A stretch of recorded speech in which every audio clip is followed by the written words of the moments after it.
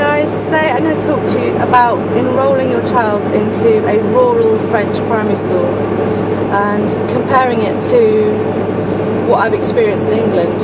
So in England it's very strict with the boundaries of where you live and your catchment, and you have to ring your local council and go to the admissions department, and they'll tell you which schools from where you live that your kid can go to. In France it seems a little bit more flexible, which has its pros and cons. So I've spent quite a long time trudging around different mairies to try and get my daughter into the school I want her to get into. It's good because I was able to choose, whereas in England I wouldn't have been able to take her out of catchment, which is what I have done. I've taken her out of catchment because we live in Montgaillard-de-Salise, which is just on the border with a place called Man, and on the panel, on the signposts on the road, it's crossed out, so we aren't in Man. We don't live there, even though I can cycle there in about 5 minutes. It's really close by, and I'd heard from various people that Man School has a really good reputation. And actually some of Heidi's new friends come all the way from Salise just to go to Man School, so that's how good it is. So the other option, which was kind of the expected option for where we live, was to go in a regroupement, because we live in the country. It's a very small village, and there aren't that many kids around, and in rural France that's what it's like. So lots of children are brought together and then they're separated out to different schools in the area. So Heidi's year group of CE1, which is year 3 in England, would go to one school, which is Arbas at the end of the valley, which takes about 15-20 minutes to drive there, and she would have had to get a bus to go to that school, and she would have had to get to the centre of our village pretty early to catch the bus, and then I think change bus to a different one to go all the way to the end of the valley. So different year groups would then go to different schools. So some would go to Castagna de nearby, and then another one would go to what's it called, Montrastruc de Salise. All over the place. They kind of split up, so every year they would change school, change venue, depending on what year they're in. And I just thought that sounded a bit messy, and also a bit early in the morning. And also pretty late in the evening, because they finish school at 4:30 in France. So we probably wouldn't see her till about 5. That's a really long day for a young kid. She's only 7.5. Next step. Okay, so the next step, I decided, well, me and my husband, Robin, decided to take Heidi out of homeschooling. It wasn't working for us, and I'm going to do a video on why that didn't work out for us at present. And so I got a wriggle on. I was like, okay, what am I going to do? I have to get Heidi into school. So the first thing I did was I turned up kind of off the cuff. I didn't even make a rendezvous at 4:30 when all the kids come out of school at the Man School, and I asked to see the directrice, who's the head teacher, and she was very young and very friendly and lovely, and I was like, oh, she's nice, and met a few other people that work at the school, though assistants, classroom assistants, and probably other teachers, but I didn't know who they were at the time. Still don't really.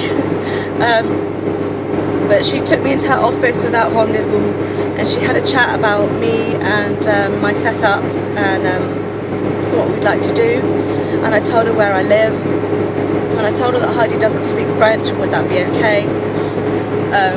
She showed me the classroom, and it looked really cute, and all the kids have their own desk and everything, so I had a good feeling about it. And she told me, in fact she gave me a little post-it note with the telephone number of kind of the office line of the school to ring,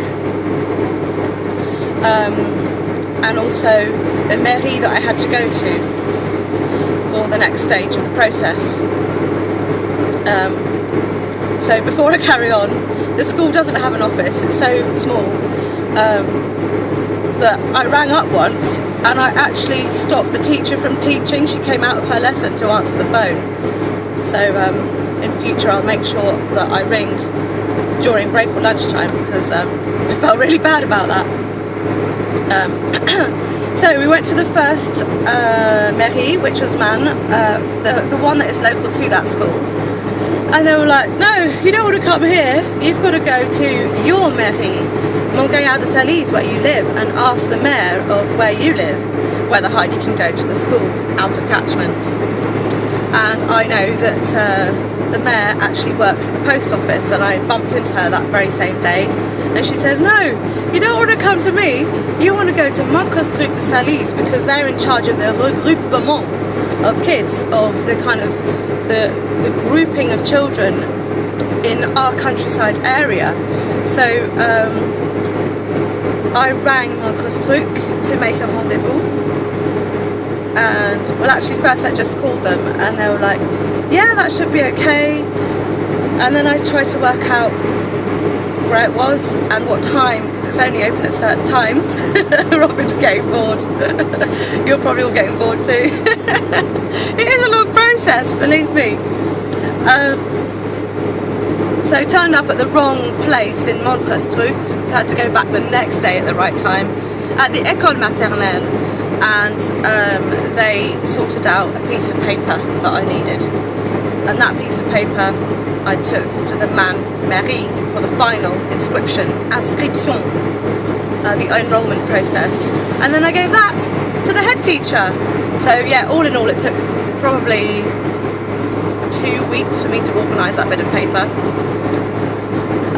Then I had to go to the school with Heidi's papers for vaccination, because they do that different in France as well. It's very organised in France. They have a carnet de santé. In England, all the data of your medical health for children is kept on the computer at the doctor's. So I had to ask the doctor in England to email me Heidi's vaccinations. So the one they're most interested in is the polio vaccination. So I gave that to head teacher along with Heidi's birth certificate. And that was it. She was in. She started the next Monday. And she's pretty happy. There is a video that I've done on Heidi's first day of school. And so you can have a look at my videos and see how that went. And she's now been there a whole week. It's Friday. And she's learning French. She's reading in French with the teacher. She's doing maths with all the other kids. She's got her little whiteboard. She's putting her little pencil case in the desk underneath where there's a little place. She's made new friends. She's already on Saturday going to have a play date with someone in Salise who's lovely, and couldn't really be any better. So we're really, really happy as a family, and Heidi seems much happier too.